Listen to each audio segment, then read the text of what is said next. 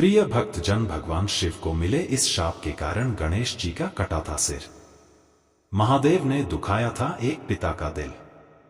दोस्तों, भगवान शिव को महादेव के नाम से जाना जाता है क्योंकि वे सभी देवों में सबसे श्रेष्ठ माने जाते हैं। माना जाता है कि जब कोई भी देवता, असुर या मनुष्य कष्ट में होता है तो वे भगवान शिव को स्मरण करके अपने दुखों का अंत करने को कहता है। लेकिन क्या आप जानते हैं कि भगवान को अपने भक्तों के कष्टों को दूर करने के कारण एक बार श्राप भी भोगना पड़ा था? आइए जानते हैं। एक पौराणिक कहानी के अनुसार देवी पार्वती जब किसी कार्य के लिए एकांत चाहती थी तो कैलाश में उपस्थित भगवान शिव के सेवकों को द्वार पर खड़े करके किसी को अंदर न आने देने का निर्देश देती थी। लेकिन वे सेवक अपने प्रभु भगवान शिव को नहीं रोकते थे। इस प्रकार अपनी आज्ञा की अवहेलना देखकर देवी पार्वती ने मिट्टी से एक द्वारपाल बनाया था जो केवल उनके निर्देशों का पालन करे। लेकिन देवी पार्वती के ममतामयी हृदय के कारण वो द्वारपाल एक शिशु जैसा प्रतीत होता था। इसलिए देवी पार्वती ने उस शिशु का नाम विनायक रखकर उसे अपना पुत्र मान लिया। जब पार्वती जी स्नान करने के लिए गईं, तो वे विनायक को द्वार पर खड़ा करके कहकर गईं कि वह किसी को अंदर न आने दे। अभी अभी धरती पर प्रकट हुआ विनायक किसी भी बात से परिचित नहीं थे। इसलिए जब भगवान शिव देवी पार्वती से मिलने के लिए उनके कक्ष की तरफ आए तो विनायक ने उन्हें रोका और बार बार आग्रह करने पर भी भगवान शिव को अंदर नहीं जाने दिया। यह देखकर भगवान शिव को इस अपरिचित बालक को देखकर बहुत क्रोध आया। उन्होंने बालक की हठधर्मिता के कारण अपना त्रिशूल चलाकर उस बालक का मस्तिष्क काट दिया। इसके बाद देवी पार्वती के क्रोध और विलाप के बाद भगवान शिव ने पुनः उस बालक में प्राण डाले और उसे गज का सिर लगाया गया।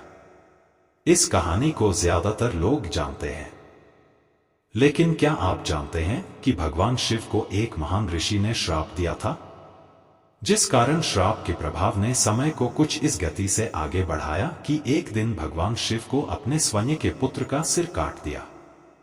बृहवैवर्त पुराण के अनुसार महादेव को कश्यप ऋषि ने श्राप दिया था। बृहवैवर्त पुराण के अनुसार माली सुमाली नाम के दो राक्षस थे। वे दोनों भगवान शिव के भक्त थे। एक बार दोनों भगवान शिव की शरण में आए और सूर्य देव की निंदा करने लगे। उन्होंने कहा कि अपनी राशि में सूर्य के नकारात्मक प्रभाव के कारण उन्हें शारीरिक कष्ट उठाना पड़ रहा है। सूर्य देव अगर चाहें तो उनके कष्ट को कम कर सकते हैं।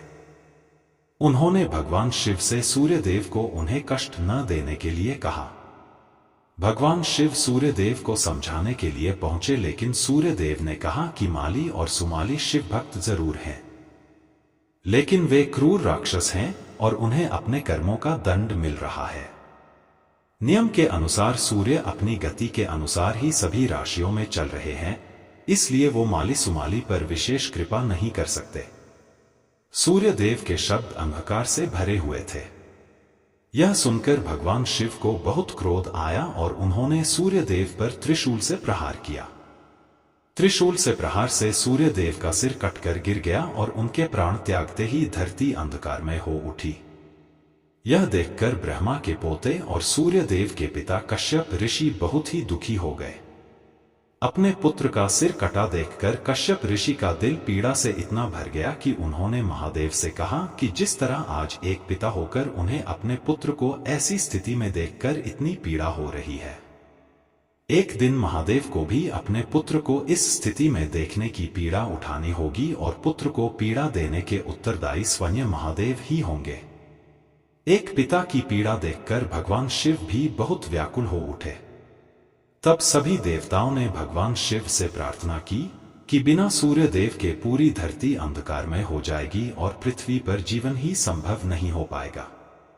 यह सुनकर भगवान शिव ने सूर्य देव के शीतल पड़ चुके तेज को जीवित कर दिया। जब सूर्य देव जीवित हुए तो उन्हें अपनी भूल का पश्चाताप हुआ कि उन्होंने अंधकार में आकर महादेव की अवहेलना की है। उन्होंने भगवान शिव से क्षमा मांगी और अपने पिता को पूरी बात बताई।